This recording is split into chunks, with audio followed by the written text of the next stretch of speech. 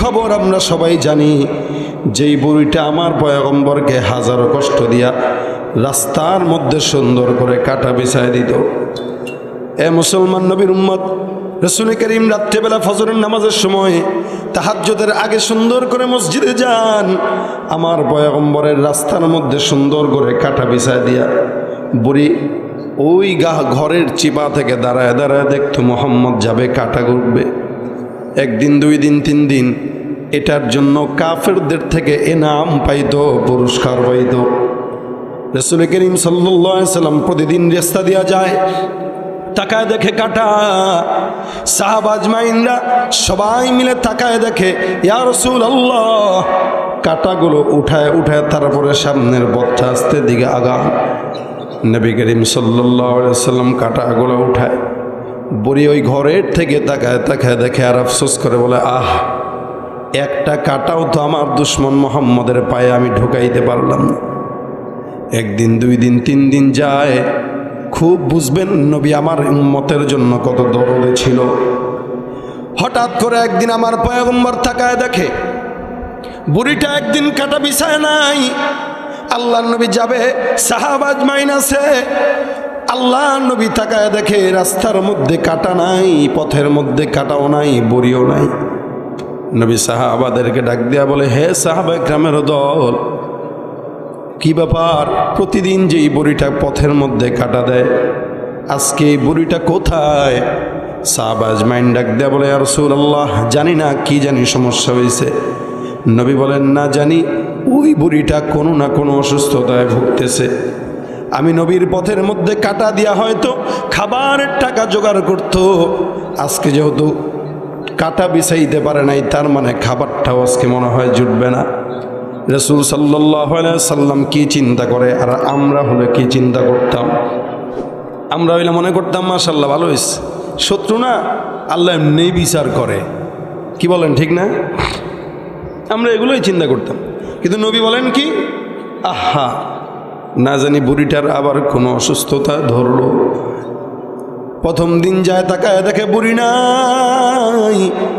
দ্বিতীয় দিন আবার যখন রাসূল ওই পথের মধ্যে যায় তাকায় দেখে আজকেও বুড়ি নাই। নবী করিম সাল্লাল্লাহু আলাইহি ওয়াসাল্লাম অবাক, না জানি বুড়িটা কোনো অসুস্থতায় ঘরের মধ্যে কাতরায়।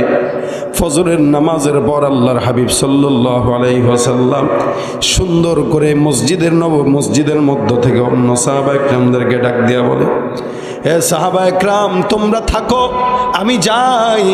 ওই বুড়িটা যে আমার পথের মধ্যে সব সময় কাটা দেওয়ার জন্য ব্যস্ত, আমি নবী আজকে যা দেখে আসবো বুড়িটা না জানি কোন সমস্যা আছে। নবী করিম সাল্লাল্লাহু আলাইহি ওয়াসাল্লাম গেলেন, বুড়ির দরজায় যায় টোকা দিয়া বলে, ও বুড়ি মা, কি সমস্যা? দরজাটা খোলো, তোমাকে দেখার জন্য তোমার পরম শত্রু মুহাম্মদ চলে আসছে। সুবহানাল্লাহ। বুড়িটাকে বারবার ডাক দেয়া নবী করিম যখন দেখে ভিতর থেকে কোনো আওয়াজ নাই, আল্লাহর নবী সাল্লাল্লাহু আলাইহি ওয়াসাল্লাম আবার ভিতরে ঢুকে গেলেন। ভিতরে ঢুকে তাকায় দেখে বোটকা গন্ধ। এই বুড়িটা 2-3 দিন যাবৎ অসুস্থ হয়ে বিছানার মধ্যে প্রস্রাব পায়খানা করে গোটা ঘরটা গন্ধময় করে ফেলছে। নবী করিম সাল্লাল্লাহু আলাইহি ওয়াসাল্লাম সুন্দর করে তাকান, কপালের সামনে যায় বসে বুড়ির কপালের মধ্যে হাত দেয় আর ডাক দিয়া বলে, আয় হায়, আমি আখিরি জামানার পয়গম্বর মুহাম্মদুর রাসূলুল্লাহ থাকা অবস্থায় তোমার মতো একজন বুড়ির এই অবস্থা আমি নবী সহ্য করতে পারি না। বুড়ি মা, তুমি কেন আমারে জানাইলা না? নবী করিম সাল্লাল্লাহু আলাইহি ওয়াসাল্লামকে দেখে বুড়ি অবাক, চিন্তা করে আমার আত্মীয় স্বজন বন্ধু বান্ধবদেরকেও ডাক দেওয়ার পরেও তারা আসে নাই, আর আমার পরম শত্রু যার পথের মধ্যে প্রতিনিয়ত আমি কাটা বিছায় দেই, এই পরম শত্রু আজকে গভীর এই সকালবেলা আমাকে দেখার জন্য চলে আসছে। নবী সুন্দর করে তাকে ধরে ধরে বিছানার এক পাশ থেকে আরেক পাশে নিয়ে যায়, আর নিজের বরকতি হাতে আল্লাহর নবী সাল্লাল্লাহু আলাইহি ওয়াসাল্লাম বুড়িমার সমস্ত বিছানাটাকে সুন্দর করে পরিচ্ছন্ন করে দেয়। বুড়িকে আবার মাথার মধ্যে পট্টি দিয়ে দেয়, খাবার রেডি করে দেয়, সুন্দর করে যত্ন নিয়ে রাসূল বলেন, হে বুড়িমা, আপনি আপনার জায়গায় থাকেন, কোন সমস্যা হলে আমি মুহাম্মদকে ডাক দিবেন, আপনার সন্তান আপনার জন্য রেডি। বুড়ি যখন মুহাম্মদের দিকে তাকায়, চোখের পানি ছলছল করে, আর ডাক দিয়া বলে, মুহাম্মদ, আমার যদি তোমার মতো একজন সন্তান থাকতো তাহলে তোমার ধর্ণা দেওয়া লাগতো না। বিশ্বাস করো, যাদের প্ররোচনায় পড়ে তুমি মুহাম্মদের কাতার রাস্তার মধ্যে আমি কাটা বিছায় দিই, এরা একটা বেঈমানও আমি বুড়িকে দেখতে আসে নাই, কিন্তু তোমার পায়ে কাটা বিছানোর পরেও তুমি মুহাম্মদ আমাকে দেখতে আসছো। আমার দিল বলে জমিনের মধ্যে সবচাইতে উত্তম বান্দাটাই হলো তুমি। সুবহানাল্লাহ। আল্লাহর নবী আবার মসজিদের মধ্যে চলে যান, আবার সারাদিন ব্যস্ততায় আসতে পারে নাই। মাগরিবের নামাজের পর আল্লাহর হাবিব সাল্লাল্লাহু আলাইহি ওয়াসাল্লাম আবার চলে আসে।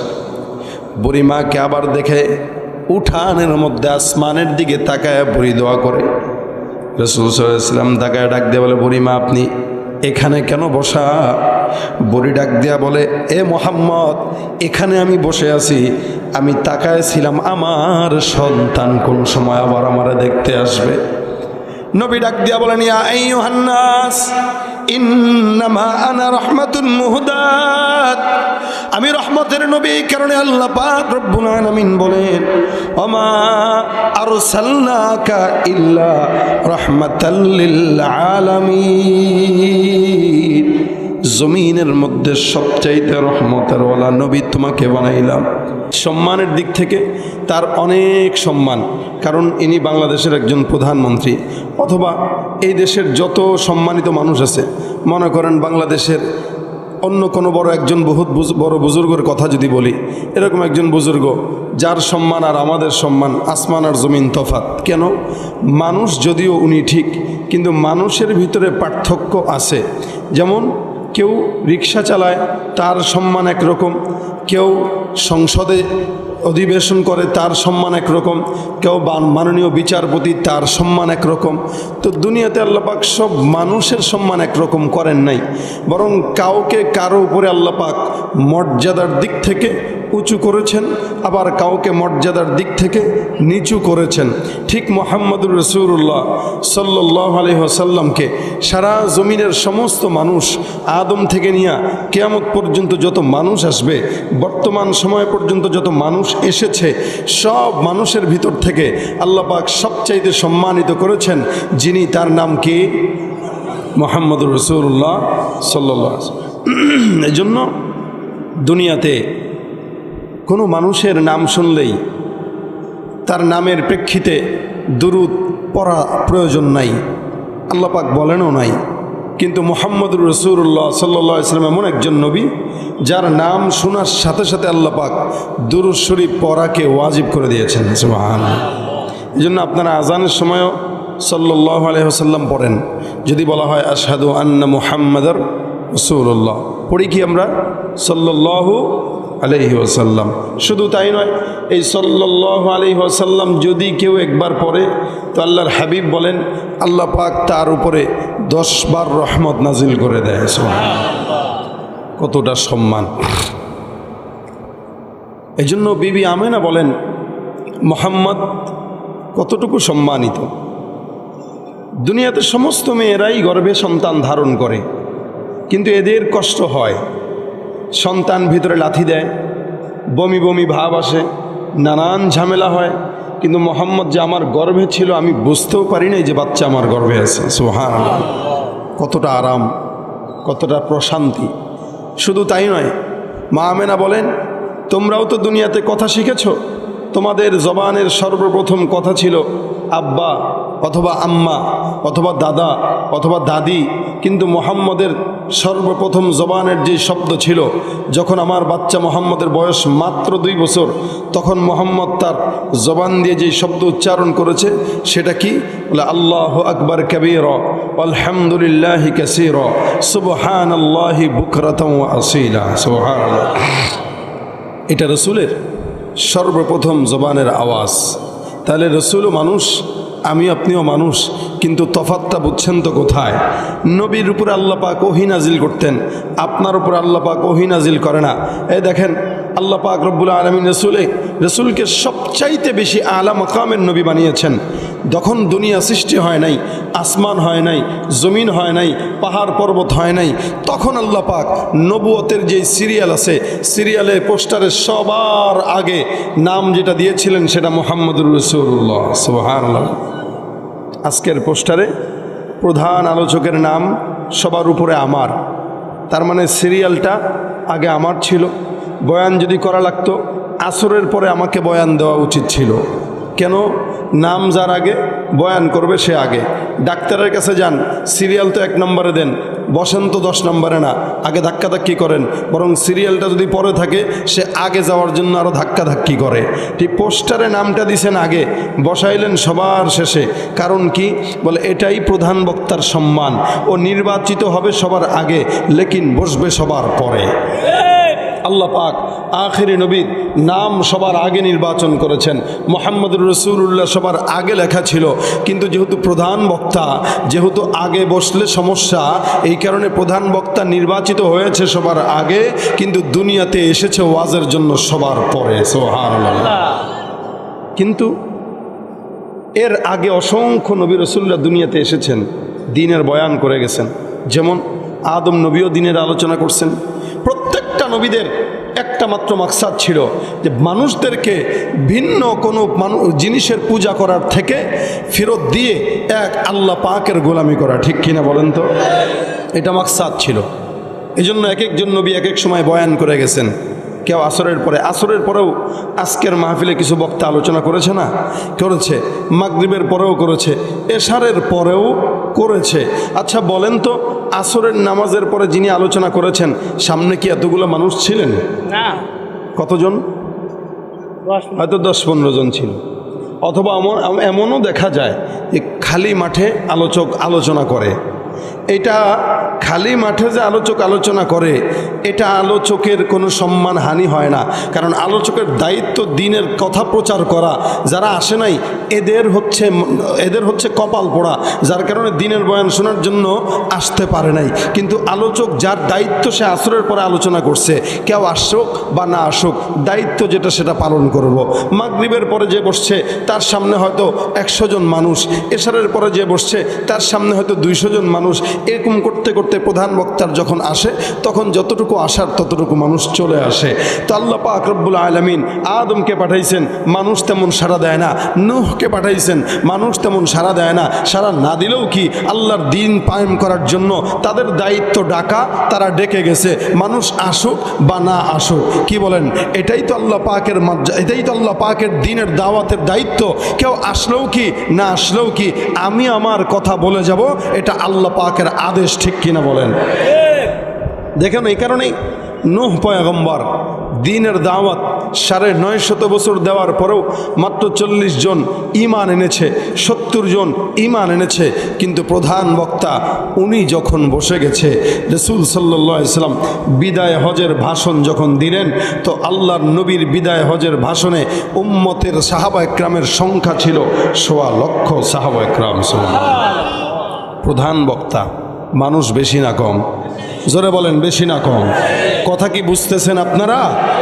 উম্মত বেশি, কারণ এটা প্রধান বক্তা, তার মর্যাদা আলাদা। উনি যে আসবে, জমিনে আসার আগে জমিনের অবস্থা কেমন হবে, জমিন কোথায় যাবে, নবীর নাম কি হবে, নবীর মর্যাদা কি হবে, নবী কোথায় হিজরত করতে যাবে, প্রত্যেকটা জিনিস আল্লাহ পাক এ টু জেড, অনেক কিতাব যেগুলো আল্লাহ পাক অন্য নবীদের উপরে বর্ণনা করেছিলেন, পাঠিয়েছিলেন, সমস্ত কিতাবে রসুলের ডিটেলস আল্লাহ পাক ঠিকানা দিয়ে দিছেন। কেন? যত মানুষের চিনতে কষ্ট না হয়, ইনি আখিরি জামানার নবী। সুবহানাল্লাহ। আল্লাহ পাক সম্মান দিয়েছে। এই কারণে আল্লাহ পাক বলেন, তোমাদের প্রতি উনার এত দরদ দিলে, এ কোনো কাফের লাশও যদি রসুলের সামনে দিয়ে যেত তো নবী সহ্য করতে পারতেন না। নবী আফসোস করে করে বলতেন, আহ আহ আল্লাহ, আমি রসুল থাকতে, আমি তোমার নবী থাকতে একটা মানুষ কাফের হয়ে জাহান্নামের আসামি হবে, এটা আমি সহ্য করতে পারি না। আহারে আমি নবী থাকতে একটা মানুষ ইন্তেকাল করবে, কাফের হয়ে যাবে, জাহান্নামে যাবে, অথচ দুনিয়াতে সে কত মর্যাদাবান লোক ছিল, কত সুন্দর করে আরামায়েশে থাকতো, আজকে ইন্তেকালের পরে জাহান্নাম ছাড়া কোনো উপায় নাই, আল্লাহ আমার সহ্য হয় না। এই পরিচয়টা আল্লাহ পাক তুলে ধরে কোরআনে বলেন, লাকাদ জাআকুম রাসূলুম মিন আনফুসিকুম আজিজুন আলাইহি মা আনিতুম হারিসুন আলাইকুম বিল মুমিনিনা রাউফুর রহিম। আল্লাহ পাক রব্বুল আলামিন বলেন, তোমাদের মধ্যে এমন একজন লোককে আমি রসুল হিসেবে প্রেরণ করেছি যার দিলে উম্মতের প্রতি এত দরদ যে উম্মতের কোনো কষ্ট, বিন্দু পরিমাণে কষ্ট এই নবীর দিলে কোনোদিন সহ্য হয় না। উম্মত না খেয়ে থাকবে, সহ্য হয় না। উম্মত কষ্ট পাবে, সহ্য হয় না। হে নবী, আপনি দেখেন আমার রসুল, বলেন তো সবাই আওয়াজ দিয়া, কবরে কি জিন্দা না মুর্দা? জোরে বলেন, জিন্দা না মুর্দা? আমার নবী আপনি একটু দেখেন, আল্লাহর কাছে একটু বলেন, আজকে ফিলিস্তিনের যেই সমস্ত শিশু বাচ্চারা রুটি হাতে নিয়ে রুটিটা শেষ করতে পারে না, একটা কয়েন হাতে নিয়ে কিছু কিনতে যাবে, সে আশা পূরণ করতে পারে না, এই সমস্ত মুসলমান বাচ্চাদেরকে, মা বোনদেরকে নির্বিচারে যারা গুলি করে রাতের অন্ধকারে হাসপাতালে কারেন্ট না দিয়ে, খাবার না দিয়ে যারা মারতেছে, হে নবী আপনি একটু দেখেন, আল্লাহর কাছে বলেন, এই সমস্ত ইহুদি লাল কুকুরের বাহিনীদেরকে আল্লাহ তুমি দুনিয়ার জমিন থেকে উঠায় নিয়ে যাও, ধ্বংস করে দাও, ধ্বংস করে দাও। জোরে বলেন আমিন। ফিলিস্তিনের এই মুসলমানদের সঙ্গী তুমি আল্লাহ হয়ে যাও, এরা তোমার দিন পালনের জন্য, তোমার ঘর মসজিদুল আকসা এটার সম্মান রক্ষা করার জন্য এরা লড়াই করতেছে। আল্লাহ পাক তুমি ফিলিস্তিনের মা বোনদের সঙ্গী হয়ে যাও, আল্লাহ তুমি মুজাহিদদের সঙ্গী হয়ে যাও, আল্লাহ তুমি মুজাহিদদের পক্ষে থাকার তৌফিক দাও, আল্লাহ তুমি মুজাহিদদেরকে শাহাদাতের তামান্না দিয়া মরণের সাথে সাথে জান্নাতের মেহমান বানায় দাও। জোরে বলেন আমিন। রসুল সাল্লাল্লাহু আলাইহি সাল্লাম সহ্য করতেন না এগুলো। নবী করিম সাল্লাল্লাহু আলাইহি সাল্লাম যখনই দেখতেন কোনো কষ্ট, কোনো ইহুদি নাসারাদা মুসলমানদেরকে দিচ্ছে, হাবিব কষ্ট পাইতেন।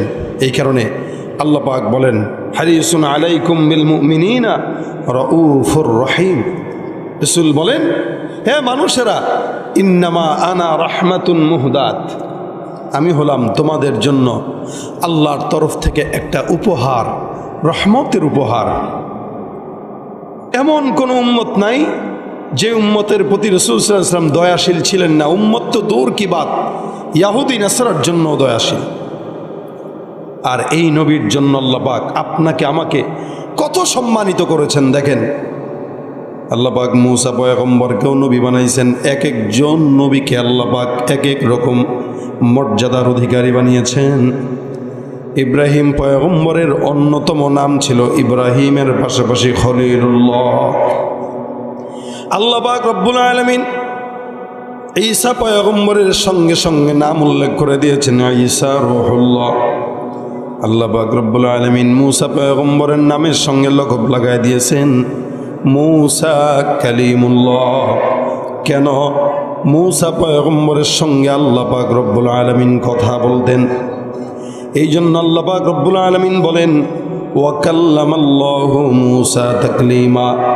আল্লাহ পাক মূসা পয়গম্বরের সঙ্গে 24 ঘন্টা যখন মূসা পয়গম্বর চাইতেন তখন নয়, আল্লাহ যখন চাইতেন নির্দিষ্ট সময় অনুযায়ী মূসা পয়গম্বরের সঙ্গে আল্লাহ পাক কথা বলতেন। এমন কথা আল্লাহ পাক অন্য কোন নবীর সঙ্গে বলেন নাই। মূসা পয়গম্বরের সঙ্গে আল্লাহ পাক রব্বুল আলামিন কথা বলছেন যতটুকু।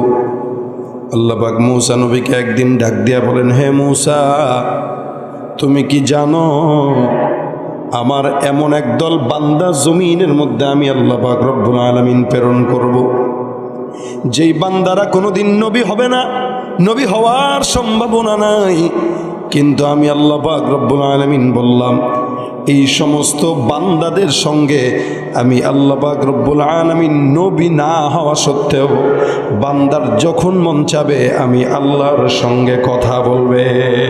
সুবহানাল্লাহ। আমার আল্লাহ পাক রব্বুল আলামিন মূসা পয়গম্বরকে ডাক দিয়া বলেন, হে মূসা, ওই সমস্ত বান্দাদের সঙ্গে আমি আল্লাহ কথা বলবো মূসা পয়গম্বর বলে, আল্লাহ, কারা, এদের সম্মান কেন এত বেশি? আল্লাহ পাক রব্বুল আলামিন বলেন, মূসা, জমিনের মধ্যে তুমি মূসা পয়গম্বর, আমি তোমার সঙ্গে কথা বলি সপ্তাহে একদিন অথবা 2 দিন, তুমি যখন মন চায় তখন পারো না। নির্দিষ্ট কিছু সময় আমি আল্লাহ পাক রব্বুল আলামিন তোমার সঙ্গে কথা বলি। কিন্তু মূসা, ওই যেই বান্দাদেরকে আমি আল্লাহ পাক রব্বুল আলামিন পাঠাবো, এই সমস্ত বান্দারা আখিরি জামানার পয়গম্বর মুহাম্মদুর রাসূলুল্লাহ সাল্লাল্লাহু আলাইহি ওয়াসাল্লামের উম্মত হবে। আমার আখিরি জামানার নবীর সম্মানের কারণে আমি আল্লাহ পাক রব্বুল আলামিন ওই নবীর উম্মতদের সঙ্গে যখন মন চায় তখন আমি আল্লাহ কথা বলবো। কোনো নির্দিষ্ট টাইম নাই, কোনো নির্দিষ্ট সময় নাই। আল্লাহ পাক রব্বুল আলামিন বলেন, বান্দা যখন 5 ওয়াক্ত নামাজের মধ্যে দাঁড়াবে, এ মুসলমান, আমার পয়গম্বর আল্লাহ পাক রব্বুল আলামিন তাকে মেরাজের মধ্যে নিয়েছেন। এই জন্য আল্লাহ পাক বলেন, সুবহানাল্লাযী আসরা বিআবদিহি লাইলাম মিনাল মসজিদিল হারামি ইলাল মসজিদিল আকসা। মসজিদে হারাম থেকে নিয়ে মসজিদে আকসায় আল্লাহ পাক প্রথমে নিয়েছেন, যে আকসার জন্য মুসলমানরা যুদ্ধ করতেছে। কত সৌভাগ্য তাদের যারা আকসার জন্য জীবন দিতে পারে। আল্লাহ পাক বলেন, এই মসজিদে আকসায় আমি আমার নবীকে আনছি। তো সুতরাং এই রাত্রে আমি আমার পয়গম্বরকে মেরাজ করাইলাম, কিন্তু আমার উম্মতরা তো, আমার নবীর উম্মতরা তো মেরাজ করে নাই। সুতরাং আমার নবীর উম্মত যারা, এদেরকে আমি মেরাজ কিভাবে করাবো জানো? এরা যখন নামাজে দাঁড়াবে তো এদের মেরাজ আমি আল্লাহ পাক তাদেরকে নামাজের মধ্যে করায় দেবো। সুবহান আল্লাহ পাক রব্বুল আলামিন বলেন, এদের মেরাজটা হবে নামাজ। নবী করিম সাল্লাল্লাহু আলাইহি ওয়াসাল্লাম বলেন, নামাজের মধ্যে দাঁড়াবে, মেরাজ হয়ে যাবে। এরা নামাজের মধ্যে যখন দাঁড়াবে, সুন্দর করে আল্লাহর সঙ্গে নামাজে কথা বলবে।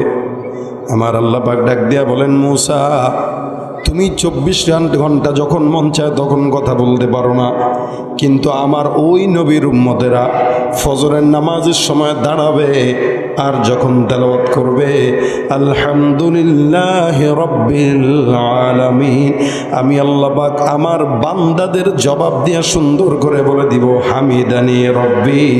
বান্দা নামাজের মধ্যে দাঁড়ায়া 5 বার দৈনিক আমি আল্লাহর সঙ্গে কথা বলবে। সুবহানাল্লাহ।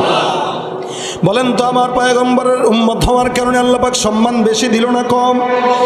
হ্যাঁ, নবীর উম্মত। শুধু তাই নয়, যখন নাকি ইশরাকের নামাজেও বান্দা দাঁড়ায়, ইশরাকের নামাজেও বান্দা দাঁড়ায় আল্লাহর সঙ্গে কথা বলবে।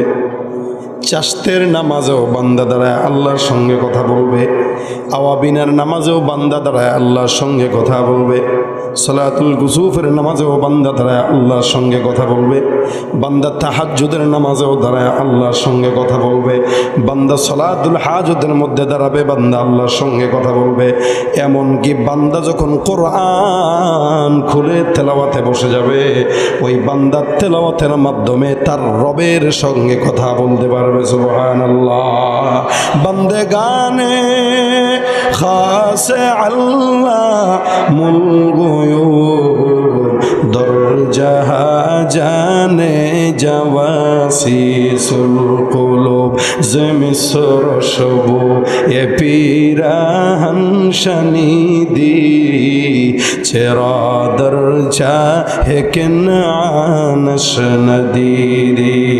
গভীর রাতে যদি মালিকের সঙ্গে প্রেমের কথা বলতে মন চায়, নামাজের মধ্যে দাঁড়ায় যাও ইমানদার।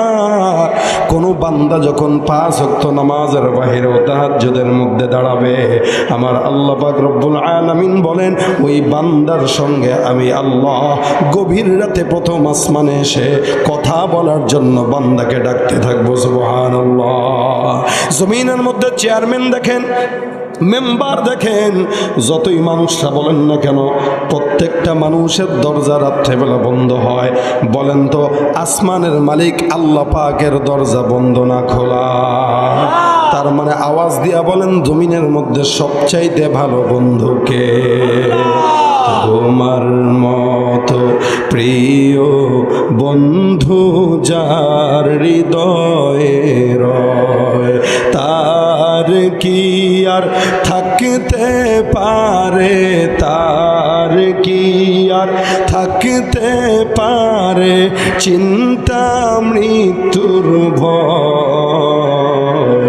তোমার মতো প্রিয় বন্ধু যার হৃদয়ে রয়, শিশুকালে মায়ের দুধে বাঁচাও খোদা প্রাণ, মায়ের স্নেহে বেড়ে উঠি তোমার অবদান, হয়ে ভালোবাসা বন্ধু, হয়ে ভালোবাসা ছড়াও জগৎ ময়। তোমার মতো প্রিয় বন্ধু যার হৃদয়ে রয়। বন্ধু ডাকে, জবানটা খুলে বলেন আল্লাহু আকবার।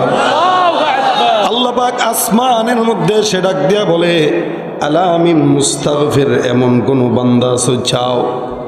রব্বে করিম ডাক দিয়া বলে, এমন কোন চানেওয়ালা আছো রিজিক প্রাপ্ত দ্বারা রিজিক চাও? আমি আল্লাহর কাছে বলো। বান্দা রাত্রিবেলা নামাজের মধ্যে দাঁড়ায় বলবা, এবাদতে দাঁড়ায় যাইবা, আর আসমানের মালিক আল্লাহর সঙ্গে কথা বলা হয়ে যাবে। এই জিনিসটা অন্য কোনো নবীর উম্মতকে দেই নাই, একমাত্র আখিরি জামানার মুহাম্মদুর রাসূলুল্লাহর উম্মতদেরকে দিলাম। ভাইরা আমার, আল্লাহ পাক রব্বুল আলামিন নবীর সম্মানের কারণে আপনাকে আমাকে সম্মানিত করলেন, নবীজির ইজ্জতের কারণে আপনাকে আমাকে ইজ্জতওয়ালা বানাইলেন। আল্লাহ পাক বলেন, এই নবীর দিলের মধ্যে তোমাদের প্রতি দরদ দিয়ে দিলাম, যার কারণে তায়েফের মধ্যে আমার পয়গম্বর যখন যায়, কাফের বেঈমানদেরকে দ্বীনের দাওয়াত দেওয়ার জন্য যায়, চতুর্দিক থেকে মক্কাবাসীর চাইতেও বেশি আঘাত করে আমার পয়গম্বরকে তায়েফের বাসীরা। নবী করিম সাল্লাল্লাহু আলাইহি ওয়াসাল্লাম কাঁদতে কাঁদতে অস্থির, গায়ের রক্ত গড়াইতে গড়াইতে গড়াইতে গড়াইতে জুতা পর্যন্ত চলে আসে। নবী করিম সাল্লাল্লাহু আলাইহি ওয়াসাল্লাম কান্দে। আমার রব্বে করিম আল্লাহর নবীকে তায়েফের ময়দানে দুইটা জিনিসের সান্ত্বনা দান করেন।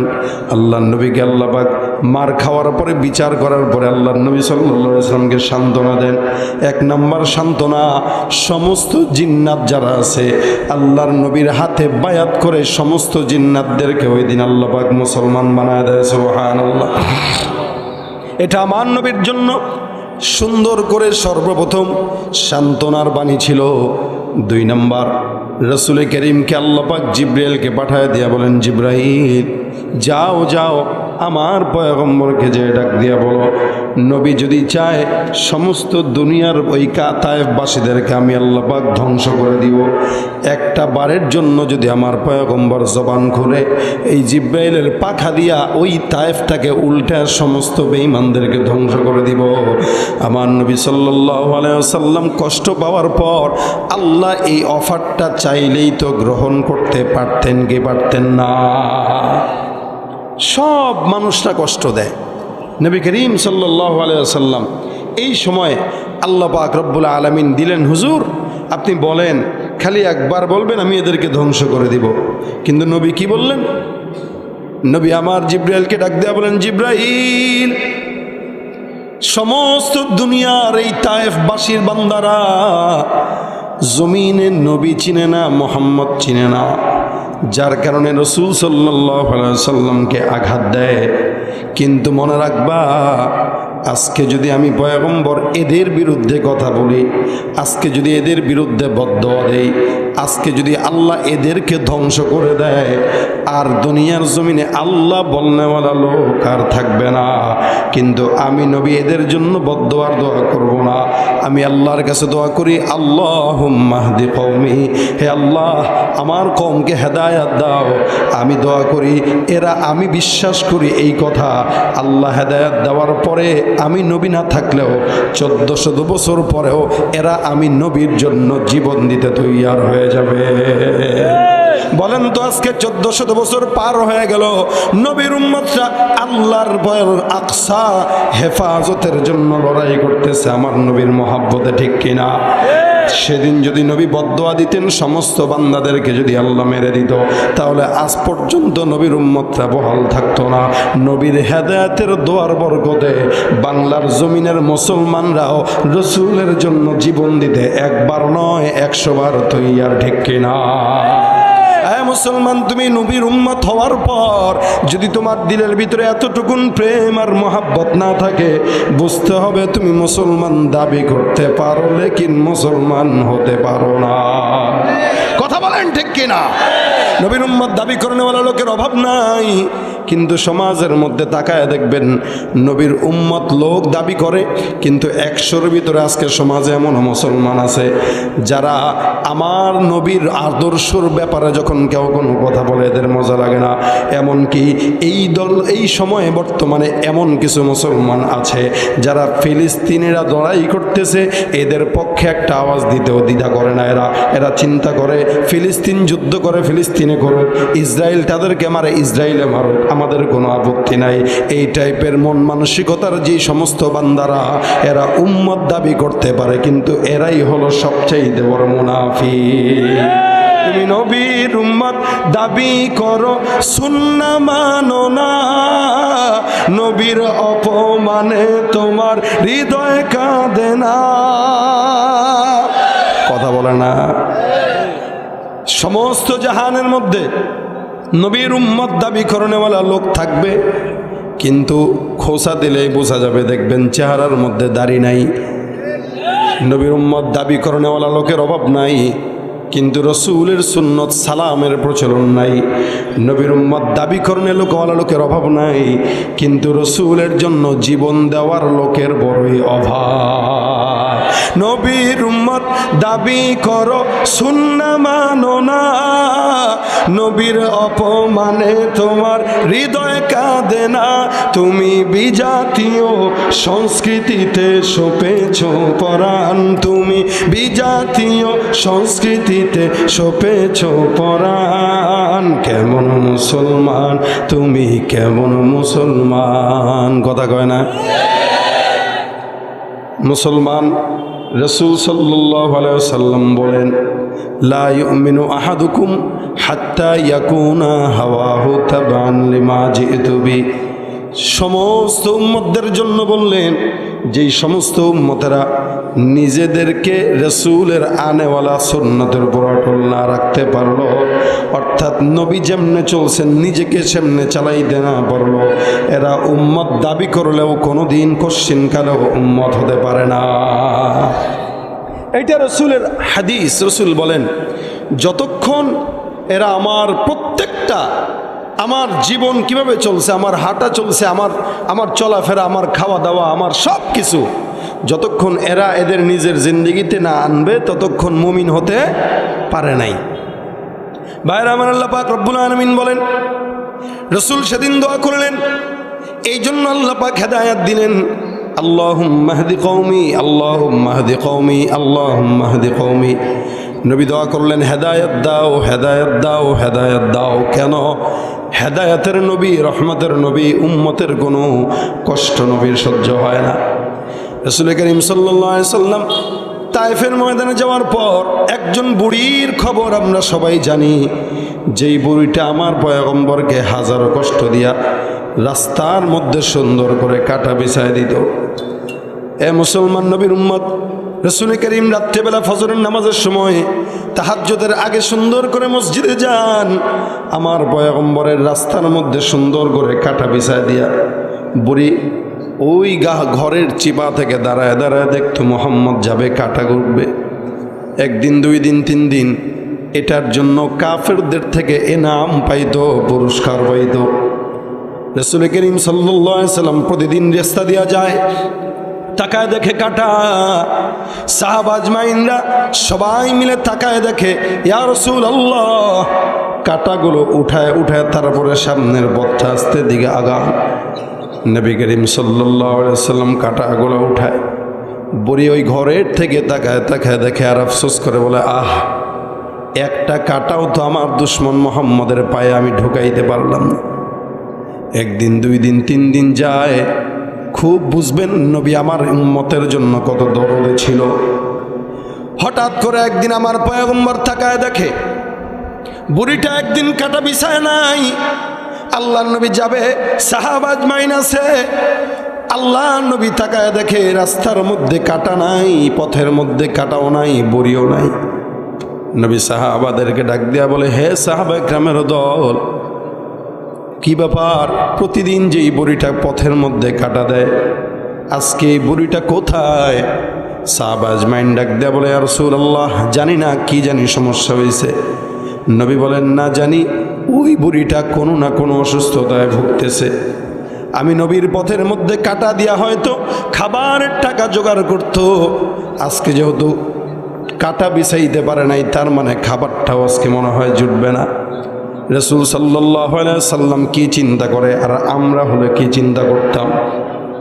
আমরা হইলে মনে করতাম মাশাআল্লাহ ভালো হয়েছে, শত্রু না, আল্লাহ এমনি বিচার করে। কি বলেন, ঠিক না? আমরা এগুলোই চিন্তা করতাম। কিন্তু নবী বলেন কি, আহা, না জানি বুড়িটার আবার কোনো অসুস্থতা ধরলো। প্রথম দিন যায় তাকায় দেখে বুড়ি নাই।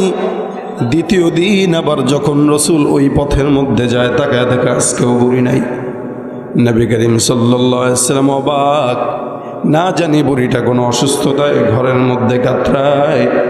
ফজরের নামাজের পর আল্লাহর হাবিব সাল্লাল্লাহু আলাইহি ওয়াসাল্লাম সুন্দর করে মসজিদের মধ্য থেকে অন্য সাহাবা একরামদেরকে ডাক দিয়া বলে, হে সাহাবা একরাম, তোমরা থাকো, আমি যাই।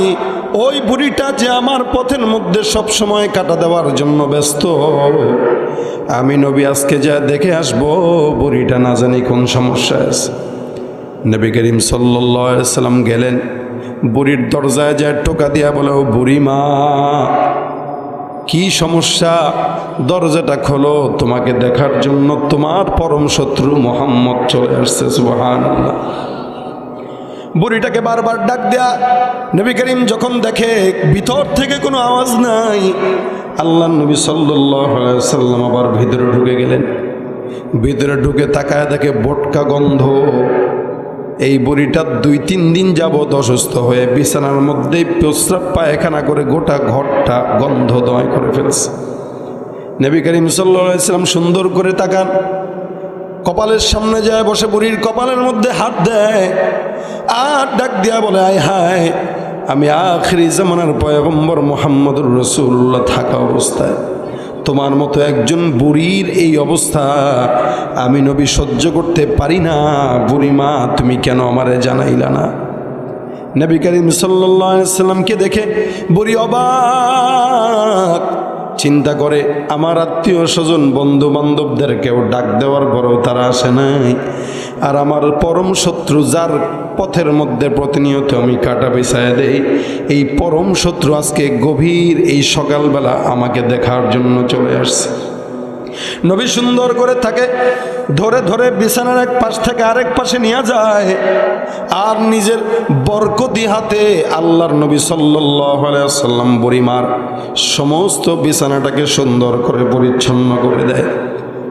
বুড়িকে আবার মাথার মধ্যে পট্টি দিয়ে দেয়, খাবার রেডি করে দেয়, সুন্দর করে যত্ন নিয়ে রাসূল বলেন, হে বুড়িমা, আপনি আপনার জায়গায় থাকেন, কোন সমস্যা হলে আমি মুহাম্মদকে ডাক দিবেন, আপনার সন্তান আপনার জন্য রেডি। বুড়ি যখন মুহাম্মদের দিকে তাকায় চোখের পানি ছলছল করে আর ডাক দিয়া বলে, মুহাম্মদ, আমার যদি তোমার মতো একজন সন্তান থাকতো তাহলে তোমার ধর্ণা দেওয়া লাগতো না। বিশ্বাস করো, যাদের প্ররোচনায় পড়ে তুমি মুহাম্মদের কাতার রাস্তার মধ্যে আমি কাটা বিছায় দিই, এরা একটা বেঈমানও আমি বুড়িকে দেখতে আসে নাই, কিন্তু তোমার পায়ে কাটা বিছানোর পরেও তুমি মুহাম্মদ আমাকে দেখতে আসছো। আমার দিল বলে জমিনের মধ্যে সবচাইতে উত্তম বান্দাটাই হলো তুমি। সুবহানাল্লাহ। আল্লাহর নবী আবার মসজিদের মধ্যে চলে যান, আবার সারাদিন ব্যস্ততায় আসতে পারে নাই। মাগরিবের নামাজের পর আল্লাহর হাবিব সাল্লাল্লাহু আলাইহি ওয়াসাল্লাম আবার চলে আসে। বুড়িমাকে আবার দেখে উঠানের মধ্যে আসমানের দিকে তাকায় বুড়ি দোয়া করে। রাসূল সাল্লাল্লাহু আলাইহি ওয়াসাল্লাম তাকায় ডাক দিয়ে বলে, বুড়িমা আপনি এখানে কেন বসা? বুড়ি ডাক দিয়া বলে, এ মুহাম্মদ, এখানে আমি বসে আছি, আমি তাকায়ছিলাম আমার সন্তান কোন সময় আবার আমারে দেখতে আসবে। নবী ডাক দিয়া বলেন, ইয়া আইয়ুহান নাস ইন্নামা আনা রাহমাতুন মুহদাত, আমি রহমতের নবী, এই কারণে আল্লাহ পাক রব্বুল আলামিন বলেন, ওমা আরসালনাকা ইল্লা রাহমাতাল লিল আলামিন, জমিনের মধ্যে সবচাইতে রহমতের ওয়ালা নবী তোমাকে বানাইলাম। সুতরাং হে মুসলমান বুঝেন, যেই নবীরে গাছ পর্যন্ত চিনল, কাফেররাও পর্যন্ত চিনল, আজকে মুসলমান হয়ে সেই নবীর উম্মত হয়ে সেই নবীরে চিনেন না। আজকে মুসলমান দাবি করেন নামাজ নাই, মুসলমান দাবি করেন সুন্নত নাই, মুসলমান দাবি করেন দাড়ি রাখেন না, মুসলমান দাবি করে সালামের প্রচলন নাই, মুসলমান দাবি করে ঈমান নাই। আল্লাহর কসম, মদিনাওয়ালার নবীর যদি সুপারিশ পেতে চান, রাসূলের প্রত্যেকটা সুন্নতের উপরে আমল দরকার আছে না নাই? ভাইরা আমার খুব বুঝবেন, আল্লাহ পাক রব্বুল আলামিন নবীকে সম্মান দিয়া বলেন, ওমা আরসালনাকা ইল্লা রাহমাতাল লিল আলামিন, সারা জাহানের জন্য আমি আমার পয়গম্বরকে রহমত হিসেবে প্রেরণ করলাম। কোনো উম্মতরা যদি আমার হাবিবের পোশাকটাও কোনো মতে ধরতে পারে, সুরতটাও ধরতে পারে, রসুলের সুরতের বরকতে আল্লাহ পাক নবীর সঙ্গে জান্নাত দিয়ে দিবে। হাতটা তুলে দেখান তো কারা নবীর মহব্বত করি? আল্লাহু আকবার। আল্লাহ তুমি সাক্ষী থাকো, আমরা তোমার হাবিবকে মহব্বত করি। মালিক তুমি তোমার হাবিবের সঙ্গে জান্নাত দান করে, বলেন আমিন। আরো জোরে বলেন আমিন। নবী বলেন, আলমারউ মা মান আহাব্বা। এক সাহাবী রাসূলের কাছে এসে ডাক দিয়ে বলেন, মাতাস সাআহ ইয়া রাসূলুল্লাহ, কিয়ামত কবে হে নবী, কিয়ামত কবে একটু বলেন।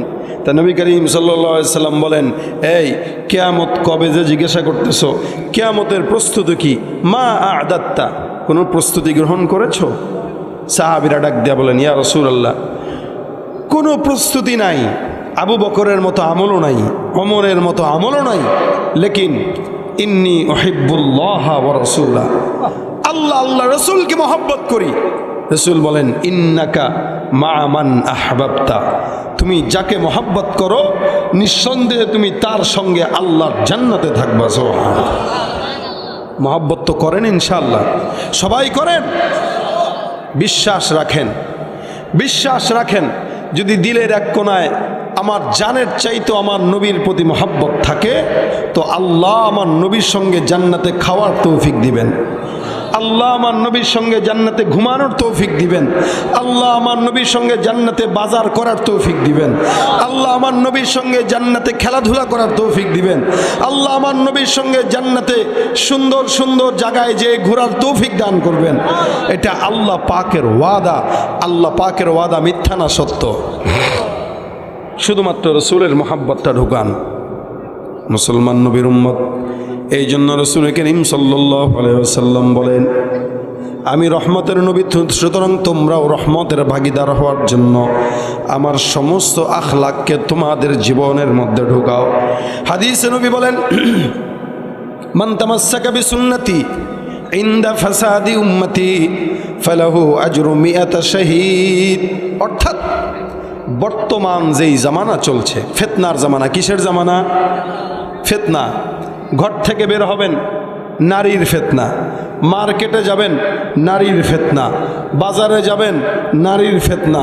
এমন কোনো জায়গা নাই যেখানে ফিতনা নাই, এমন কোনো ঘর নাই যেখানে ফিতনা নাই। প্রত্যেকটা জায়গায় ফিতনা। রসুল বলেন, ওই ফিতনার জামানায় কেউ যদি আমার সব সুন্নতের উপরে আমল করার চেষ্টা করে, আল্লাহ পাক তাকে 100 শহীদের সওয়াব দান করবেন। কয়শো? একটা শহীদ মানে বুঝেন, আমাদের দেশে তো রাজনীতি করে মারা গেলেও কয় শহীদ। কি বলেন, ঠিক না?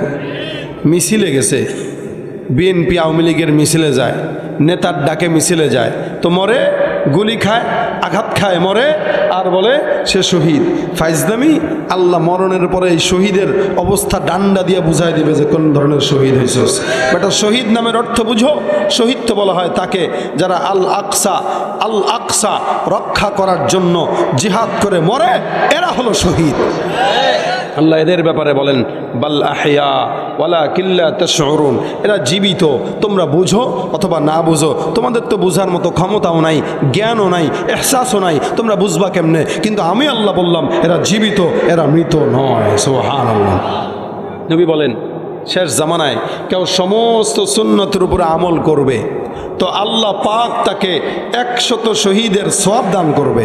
আচ্ছা বলেন তো, অনেক জায়গায় দেখা যায় অনেক মানুষরা এটার একটা স্বাভাবিক তর্জমা করে যে কেউ যদি রসুলের একটা সুন্নতের উপর আমল করে।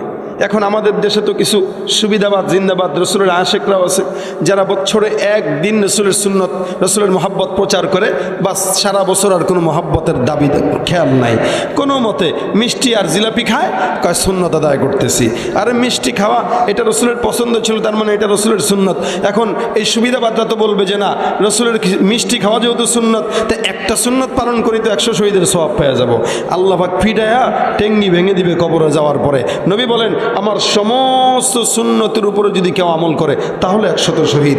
সুন্নতের মধ্যে যত রসুলের সুন্নত আছে সব শামিল। এগুলোর উপরে চলতে তো আমরা পারবো না, কিন্তু চেষ্টা তো করতে পারবো।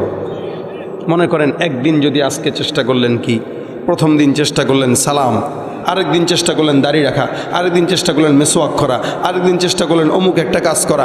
এভাবে করতে করতে করতে করতে রসুলের জীবন চরিত্র যেরকম ছিল আপনি যদি সেরকম বানানোর চেষ্টা করতে পারেন, আপনার জন্য 100 শহীদের সওয়াব। ও ভাই চলতে রাজি আছে ইনশাআল্লাহ। আপনারা মাগরিব থেকে এই পর্যন্ত শুনতেছেন, অনেক কথা শুনছেন, কিন্তু বাসায় যাওয়ার পরে যদি জিজ্ঞাসা করা হয় কি শুনছেন বলেন, অনেকের মনেও থাকবে না। এজন্য আমি আপনাদেরকে আজকে 2টা সুন্নতের কথা বলে যাব ইনশাআল্লাহ। মনোযোগের সাথে শুনবেন, আমলের নিয়তে শুনবেন। রাজি আছেন ইনশাআল্লাহ? যেটা আমিও চেষ্টা করব, আপনারাও চেষ্টা করবেন। 1 নম্বরে নবী বলেন আফশুস সালাম, তোমরা সালামের প্রচলন ঘটাও। সালাম এর অর্থ কি কেউ জানেন? হ্যাঁ, শান্তি। সালাম মানে কি? শান্তি। আসসালামু আলাইকুম, আপনার উপরে শান্তি বর্ষিত হোক, এটা সালামের দোয়া। সালাম মানেই শান্তি। আল্লাহ পাক কোরআনে বলেন ওয়াইদা হাইয়িতুম বিতাহিয়াতিন ফাহাইয়ু বিআহসানা মিনহা আও রুদ্দুহা, এই তোমাদেরকে যদি কেউ শান্তির দোয়া করে তোমরা ফেরত দিও না, তোমরাও তাকে শান্তির দোয়া করো। অর্থাৎ সালামটাই হলো শান্তির দোয়া। এই জন্য এই সালামটা ঘরেও দরকার, বাহিরেও দরকার, রাস্তায়ও দরকার, সংসদেও দরকার, সব জায়গায় দরকার। ঠিক কিনা বলেন? সালাম ছোটরা বড়দেরকে দিবে, বড়রা ছোটদেরকে দিবে, গরিবরা ধনীদেরকে দিবে, ধনীরা গরিবদেরকে দিবে, চেয়ারম্যান জনগণকে দিবে, জনগণ চেয়ারম্যানকে দিবে। শুধু টাকা থাকলে আসসালামু আলাইকুম আর গরিব বলে সালাম নাই, এটা মুসলমানের পরিচয় না।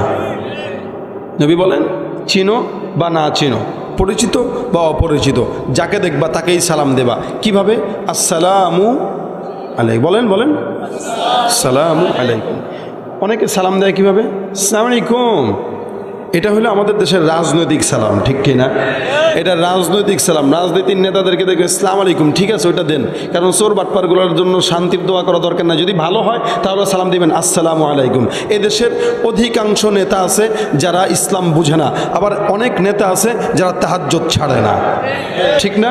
তো সুতরাং যে সালাম জানলে দেওয়া দরকার হেডের এমনি দিবেন। আর অনেকেই সালাম দেয় এটার উচ্চারণ শুদ্ধটা কি এটা জানেই না। সে জানে যে সালাম মানে আসসালামু আলাইকুম। মূলত এটা ইহুদিদের শব্দ। কাদের শব্দ? ইহুদিদের থেকে সালামটা এরকম বিক্ষিপ্ত হয়ে ব্যঙ্গাপ্ত হয়ে আমাদের পর্যন্ত আসছে। নবী করিম সাল্লাল্লাহু আলাইহি ওয়াসাল্লাম একবার রাস্তা দিয়ে হাঁটছিলেন, তো এক ইহুদি রসুলকে সালাম দিয়েছেন এভাবে, আসসালামু আলাইকুম। আসসালামু আলাইকুম আরবিতে এটার অর্থ হইল তোমার মৃত্যু হোক। কি হোক? মৃত্যু হোক। ইহুদি রসুলকে সালাম দিতেছে আসসালামু আলাইকুম। আম্মা জান আয়েশা একটু খেপে গেছে, বলে এটা কী ধরনের সালাম দিল আপনাকে? রসুল বলেন টেনশন নাই, আমিও দিতেছি ওয়ালাইকুম। রসুল সালাম দিছে আসসালামু আলাইকুম, রসুল বলে ওয়ালাইকুম। তার মানে নবীকে মৃত্যু দোয়া করছে, নবী বলছে ওয়ালাইকুম, তোর মৃত্যু হোক। আপনাদেরকে যদি কেউ সালাম দেয় এভাবে সালাম আলাইকুম, আপনারা বলবেন ওয়ালাইকুম, কি বলেন ঠিক না? আর যদি বলে আসসালামু আলাইকুম, তাহলে বলবেন ওয়ালাইকুমুস সালাম। যে যেভাবে সালাম দিবে, আসসালামু ক্বাবলাল, বলে না আসসালামু ক্বাবলাল কালাম, কথা বলার আগে দিবেন সালাম।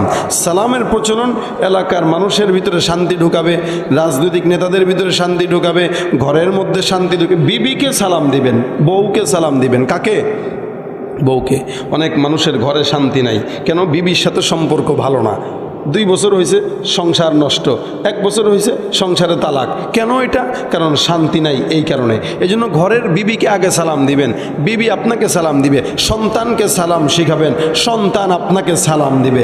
এই সালামের প্রচলন আপনার ঘরের সন্তান, বিবি, ছেলে, মেয়ে, বাবা, মা সবার ভিতরে আগে ঢুকান, তারপরে বাহিরে দেন। এলাকার ভিতরে প্রত্যেকটা যুবক যদি চিন্তা করে আমরা সালাম সবাইকে যাকে দেখব তাকেই দিব, তাহলে এই এলাকার ভিতরে সালামের প্রচলনের কারণে দেখবেন আল্লাহর তরফ থেকে একটা শান্তি বর্ষণ হয়ে যাবে ইনশাআল্লাহ। সালাম, রাজি আছি? 2 নম্বর, রসুল বলেন ওয়া আতঈমুত তাআম, ওয়া আতঈমুত তাআম, তোমরা খাবার খাওয়াও, মেহমানদারি করাও, মেহমানদারি করাও। আমাদের দেশে আজকাল মেহমানদারি করানো এই রেওয়াজ বন্ধ হয়ে গেছে। এখন যা চলে লৌকিকতা চলে। কেমন? যে এ আমারা দাওয়াত দিয়ে খাওয়াইছিল, তো সদবাত করা লাগবে, তো আমিও খাওয়াই দেবো না। অথবা এমন অনেক ঘর আছে যেই সমস্ত ঘরে যদি মেহমান যায়, ঘরের বউরা খুব ক্যান ক্যান ক্যান ক্যান করে, সারাদিন 24 ঘন্টা খালি মেহমান। স্বামীর বাড়ির থেকে মা আসে, শালা আসে, বোন আসে, আত্মীয়রা আসে, এই বউর সহ্য হয় না। দূর 24 বছর সংসার করতে করতে আমার অবস্থা কাহিল হয়ে গেল, এই বেটা খালি মেহমান আনে, খালি মেহমান আনে, এত মেহমান ভাল লাগে না। মনে রাখবেন, মনে রাখবেন একটা কথা, যার ঘরে যত মেহমান, আল্লাহ পাক ওই ঘরের পাতিলের ভাত কোনোদিন খালি রাখেন না। যত মেহমান ঢুকাবেন ঘরে, বরকত তত বাড়বে। আপনি খাওয়ান, একদিকে খাওয়াবেন, আরেক দিকে বরকত আসবে। রাসূল সাল্লাল্লাহু আলাইহি ওয়াসাল্লাম বলেছেন যেহেতু এটা, তোমরা এই জন্য নবী করিম সাল্লাল্লাহু আলাইহি ওয়াসাল্লাম নিজেও আমলটা করতেন। সব সময় রসুলের ঘরে রসুল মেহমান নিয়ে খাইতেন, ইহুদিদেরকে নিয়ে খাইতেন, বিধর্মীকে নিয়ে খাইতেন। আজকে তো আমরা হিন্দুদেরকে খাওয়ানো বন্ধ করে দিচ্ছি, আজকে আমরা অন্য ধর্মের লোকদেরকে খাওয়ানো বন্ধ করে দিচ্ছি। এটা কিন্তু উচিত না। হিন্দু ধর্মের হোক, একে আপনি দাওয়াত দিয়ে খাওয়ান, কোনো সমস্যা নাই, মেহমান হিসেবে খাওয়ান, আদর করে খাওয়ান। এই লোকটা আপনার ধর্মের এই মহব্বত যদি দেখে, আল্লাহ পাক তাকে হেদায়েত দিয়েও দিতে পারে। আপনি মহব্বত দেখান হিন্দু ভাইয়ের সাথে। হ্যাঁ, আপনি একটা ইসলাম যতটুকু সীমা দিয়েছে ততটুকু সীমার ভিতরে তার সাথে আপনি চলেন, কিন্তু মেহমানদারি করান, এতে সম্পর্ক ভালো হয়। মেহমানদারি আর সালাম, এই 2টা সুন্নত আমরা সবাই পালন করতে পারবো ইনশাআল্লাহ। 1 নম্বরে কি বলেছি বলেন তো? 2 নম্বরে মেহমানদারি, খাওয়াবেন। ঘরের মা বোনরা যারা আছেন শুনেন, আপনারা বেশি বেশি স্বামীদেরকে বলবেন প্রত্যেক সপ্তাহে যে কেউ একজনকে শুক্রবারে দাওয়াত দিয়ে খাওয়াই দেয়। শুধু ইমামদেরকে খাওয়াইলেই চলে না, ইমামরা তো খায় সারা বছর। একটা রিক্সাওয়ালাকে খাওয়াবেন, একটা গরিব লোককে খাওয়াবেন, এতে আপনার ঘরে বরকত দিবেন আল্লাহ। আল্লাহ পাক আমাদেরকে 2টা সুন্নতের উপর আমল করার তৌফিক দান করুন।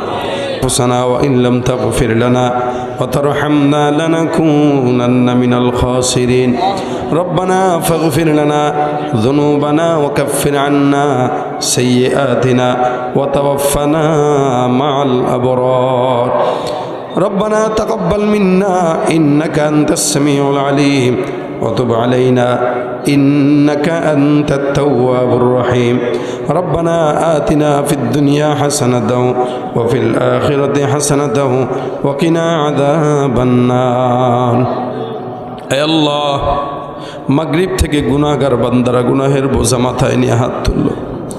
মালিক মেহেরবানি করে তুমি আমাদের গুনাহ খাতা তুমি আল্লাহ মাফ করে দাও।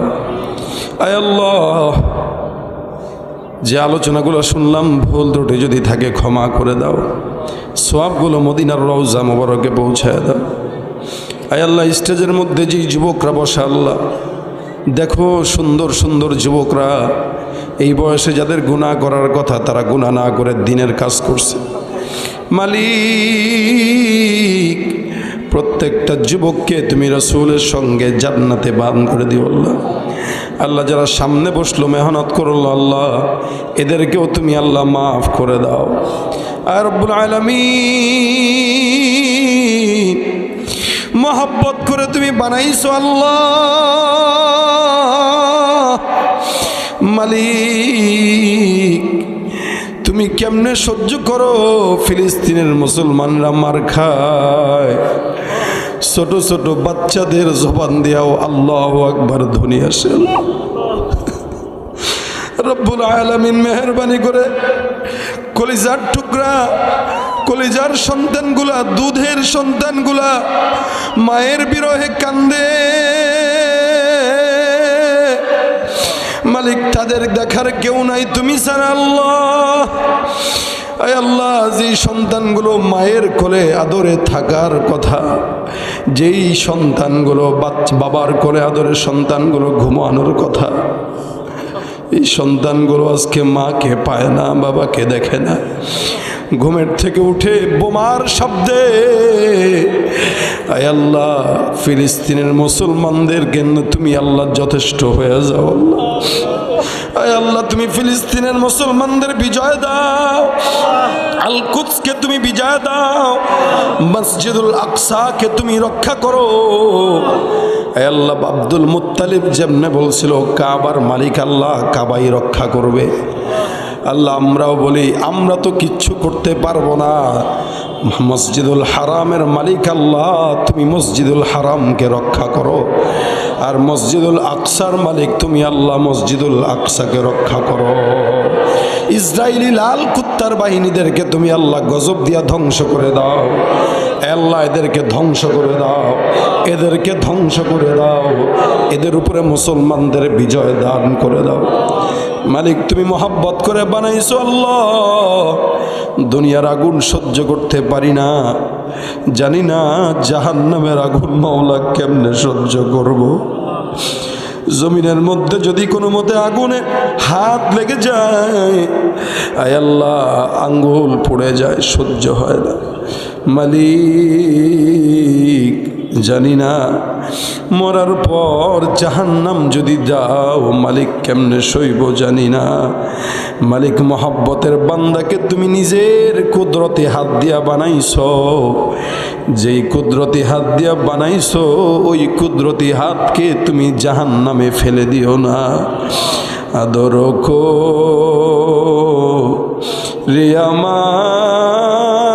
রিয়ামানুষ আল্লাহ বানাইয়া কেমনে দিবা জাহান্নামে ফালাইয়া। মালিক তুমি তো বলছো তোমার কাছে বান্দা চায়, তুমি বান্দার জন্য খুশি হও। গভীর রাতে তুমি বান্দারে ডাক দাও, বান্দা চাও। দুনিয়ার মানুষের কাছে চাইলে বেজার হয়, তুমি আল্লাহর কাছে চাইলে তুমি আল্লাহ খুশি হও। আমরা তোমার কাছে চাই মালিক, যেটা চাইতে পারি সেটাও দাও, যেটা চাইতে পারি না তুমি সেটাও আমাদেরকে দাও। আয় আল্লাহ তুমি যুবকদেরকে কবুল মঞ্জুর করে নাও। আয় আল্লাহ মুরব্বীদেরকে সুস্থতার হায়াত দাও। আয় রব্বুল আলামিন জানি না এই জায়গার মধ্যে কোন হতভাগা সন্তান যার মা নাই, জমিন থেকে বিদায় হয়ে গেছে, রাত্রিবেলা ঘরের মধ্যে যে দরজায় টোকা দিবে মা নাই,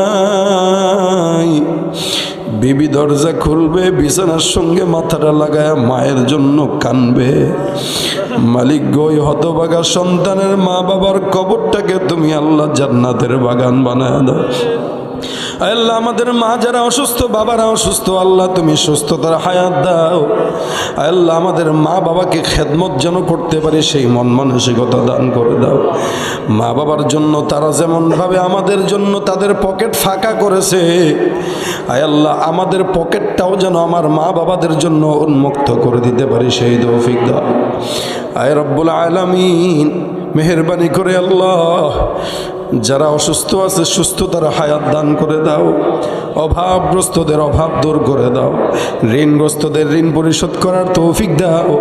আয় আল্লাহ, গোপন রোগে যারা আক্রান্ত তাদের রোগ বালাইকে দূর করে দাও। আল্লাহ, আমার মহাব্বতের কিছু ভাই অসুস্থ, হাসপাতালে কাতরায়, তাদেরকে আল্লাহ তুমি সুস্থতার হায়াত দাও। আমার অনেক মহাব্বতের ভাই আছে জেলখানায়, আল্লাহ নিরপরাধভাবে আল্লাহ বন্দি। আয় আল্লাহ, সমস্ত বন্দি আলেমে দিনদেরকে আল্লাহ তুমি মুক্তি দান করে দাও। হে আল্লাহ, ইসলামের বিজয় দান করে দাও। আল্লাহ, আল্লাহ এলাকার উপরে খাস রহমত দাও। আল্লাহ, এলাকার মা বোনদেরকে পর্দার বিধান মেনে চলার তৌফিক দাও। আল্লাহ, আমাদেরকে সুস্থতার হায়াত দাও। আয় আল্লাহ, জীবনে একবার হলেও তোমার ঘর বাইতুল্লাহ তওয়াফ করার তৌফিক দাও। যারা একবার গেছে বারবার বারবার বারবার যাওয়ার তৌফিক দাও। আল্লাহ, যারা যাওয়ার নিয়ত করেছে তোমার বাইতুল্লাহর সামনে দাঁড়ায়া মোবাইলের ফিতনা থেকে তাদেরকে হেফাজত করো। আয় আল্লাহ, সেলফির ভাইরাস থেকে আমাদেরকে হেফাজত করো। আয় আল্লাহ, ইউটিউবের ভাইরাস থেকে আমাদেরকে হেফাজত করো। মোবাইলের ফিতনা থেকে আমাদের সন্তানদেরকে হেফাজত করো। আয় আল্লাহ, জামানার ফিতনা থেকে আমাদের সন্তানদের হেফাজত করো। আয় আল্লাহ, যুগের সকল ফিতনা থেকে আল্লাহ আমাদের সন্তানদেরকে হেফাজত করো। আল্লাহ, দাজ্জালি ফিতনা থেকে বাঁচাও। ইমাম মাহদির সৈনিক হিসেবে কবুল মঞ্জুর করে নাও। আয় আল্লাহ, তোমার দ্বীনের পথে যুদ্ধ করে যেন মরতে পারে সেই তৌফিক দাও। আয় আল্লাহ, মেহেরবানি করে মরণ যদি হয়, মরণ তো হবে, মরণ তুমি তোমার হাবিবের দেশে দিও। আল্লাহ, আল্লাহুম্মা রযুকনা শাহাদাতান ফি সাবিলিকা ওয়াজআল মাউতানা ফি বালাদি রাসূলিক।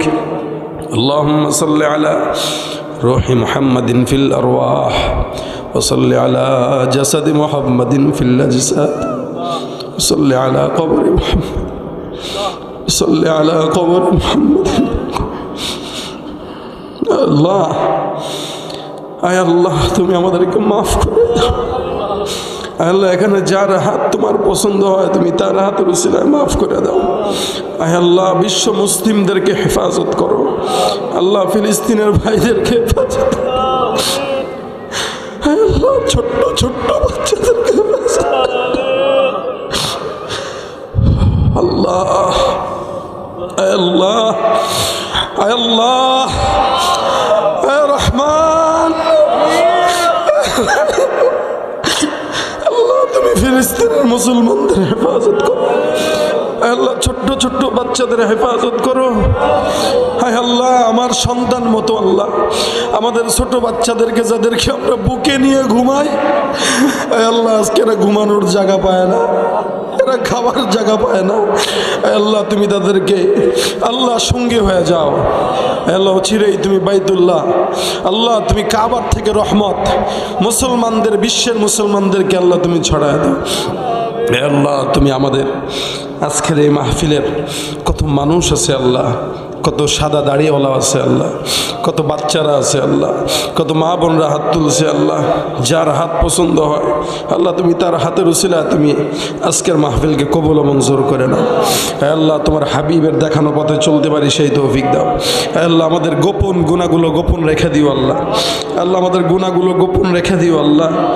আল্লাহ, তুমি তো বলছো মানসাত, তোমার হাবিব বলেছে আল্লাহ, যে ব্যক্তি দুনিয়ার মানুষের দোষ গোপন রাখে তুমিও দোষ গোপন রাখবা। আল্লাহ, আমরা অন্য মুসলমানের দোষ গোপন রাখবো, কিয়ামতের ময়দানে তুমিও আমাদের দোষ গোপন রেখে দিও আল্লাহ। আল্লাহ, তোমার হাবিবের সঙ্গে জান্নাত দান করে দিও। রব্বির হামহুমা কামা রব্বায়ানি সগীরা, রব্বির হামহুমা কামা রব্বায়ানি সগীরা, রব্বির হামহুমা কামা রব্বায়ানি সগীরা।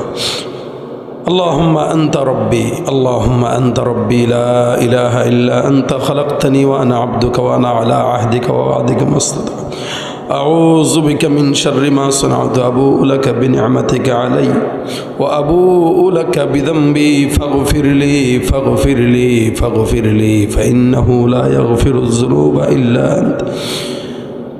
سبحان ربك رب العزة عما يصفون وسلام على المرسلين، الحمد لله رب العالمين.